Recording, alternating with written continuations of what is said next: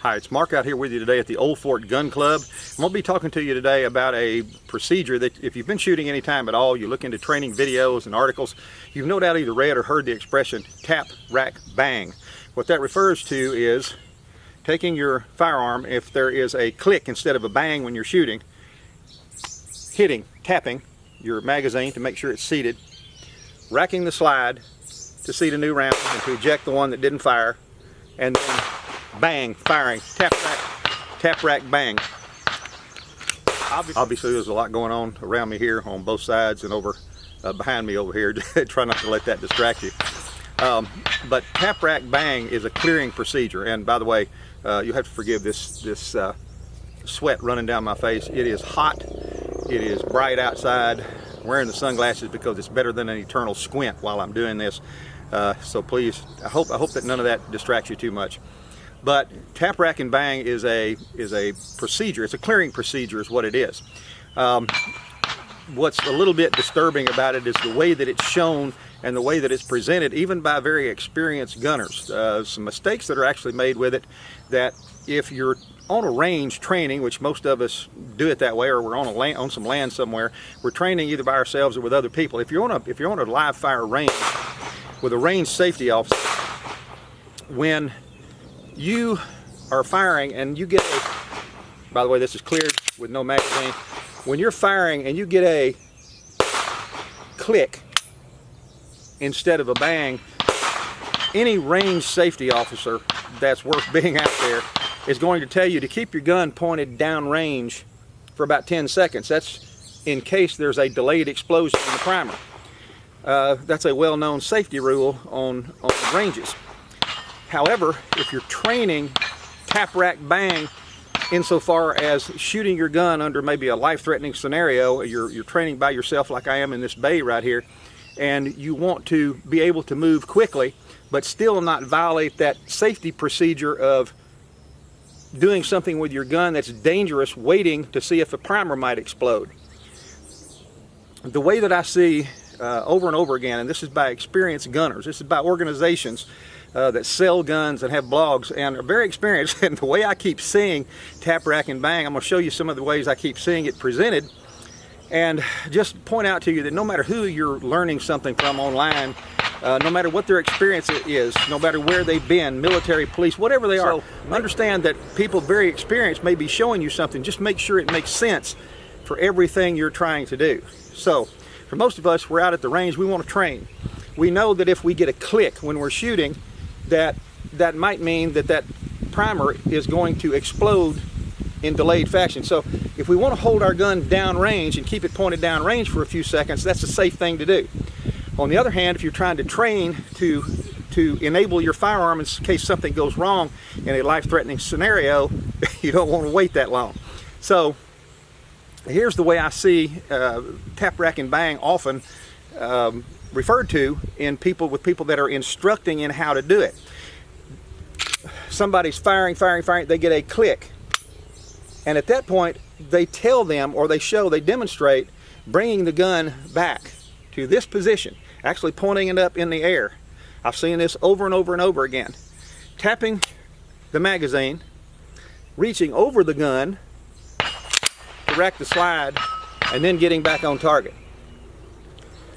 If you try to do that on a live fire range with a range safety officer there, they'd tear you up, because you're trying to shoot, you shoot, all of a sudden you get this click, and then you bring your gun back. Well, you've just violated a safety rule right there, because you need to keep that gun pointed down range in case that primer explodes.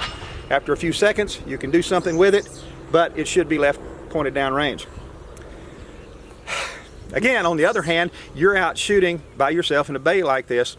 I want to practice. I don't want to get in a habit of violating safety rules on a live fire range. On the other hand, I also want to be able to train for self-defense, in which case you don't have time to wait a lot of times. So here's another one that I saw just recently. Shooting, click, guy pulls it back. They tell them to pull it back between your chin and your upper chest. The last thing you want to be doing if you have a gun malfunction is taking the gun off the target, getting it back up here and messing with it. Here's what actually can be done as far as tap, rack, and bang is concerned. Remember, here's what you're looking for. click, tapping the magazine to be sure the magazine has not become unseated, racking the next round in, and firing again.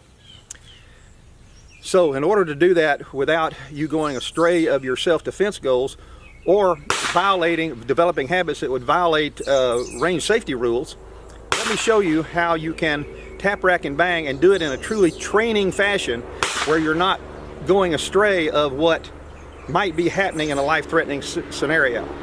So I've got my gun here, and let's say I'm in live fire here. This bang, bang, I'm getting bang, and then all of a sudden I get a click. Right here, there is absolutely no reason for me to pull my gun back into my chest or to roll that gun over. The gun's out in front of me, it's on target. If it's a self-defense situation, I better do something quick. On the other hand, if it's a range safety issue, I have to leave it downrange. Here's a solution to both. You get the click. Let me do that again. You get the click. At that point, leaving the gun pointed downrange, there's no reason to pull the gun back. Simply being able to look at the gun, do you see space between your magazine and the grip? Tap the grip to make sure that it's seated. Bring your hand back up, rack it with it out there, and fire again. All without taking your gun off target, without bringing it back to you, without violating a safety rule if that's where you are. I'm going to demonstrate this in just a minute with some live ammo and some snap caps. Snap caps can be used, those are dummy rounds that you can insert in your magazine when you're shooting with some live fire ammunition. Shoot a few of your live fire rounds, and all of a sudden you get a click. You can practice the tap, rack, it'll knock the snap cap out, chamber the new round, and go back to firing. It's a good way to practice. Again, what you never should have to do in a drill like this or in training is have to pull your gun back to deal with the problem. You should never have to pull your gun back and roll it over, pointing it up in the air and having to look at it here when there may be a threat down here, if this is what you're training for. On the other hand, this would be a violation of a range safety rule if I did that quickly. You can leave your gun pointed down range, you can fire, you can tap, rack, bang without ever changing the position of your gun. Which makes most sense? I'll show you how it works in live fire here. I'll be using these snap caps loaded every few rounds so that I get a click at the opportune time that I need it, and that's where I will practice the tap, rack, and bang. Okay, this is going to be live fire. Again, I'm going to be looking to I'm keeping my firearm pointed downrange. I'm not going to be pulling it back. There's no reason for me to be pulling it back. I'm going to be looking at the magazine, the grip, tapping, be looking down my slide to check for any irregularities in the slide, whether it's open or jammed somehow, and then I'll be racking the slide for the next round, all without taking my gun off the target downrange here. Live fire.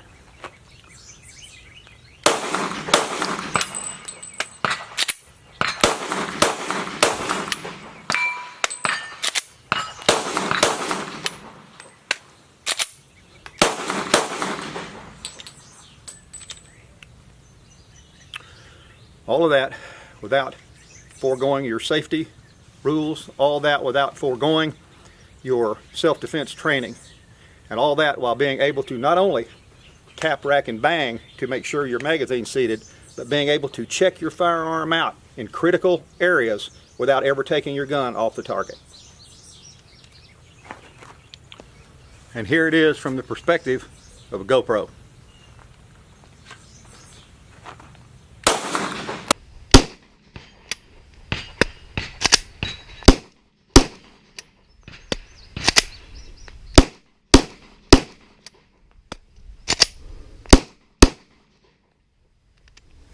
Well, there it is, a tap, rack, and bang drill that you can improvise, you can work with.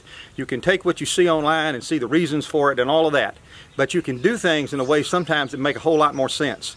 What I just showed you here was how to go through this drill, the reason for it, the clearing procedure, and the ability to keep your firearm on target, not violating any safety range rules if that's where you're training, and be able to check your firearm for other critical issues just in a split second, and being able to do all that while keeping it on target downrange. In case somebody's really shooting at you, that's the way you want to be training. Tap, rack, and bang is a good drill, but do it in a way that it makes sense. I'm Mark. Till next time, see you then.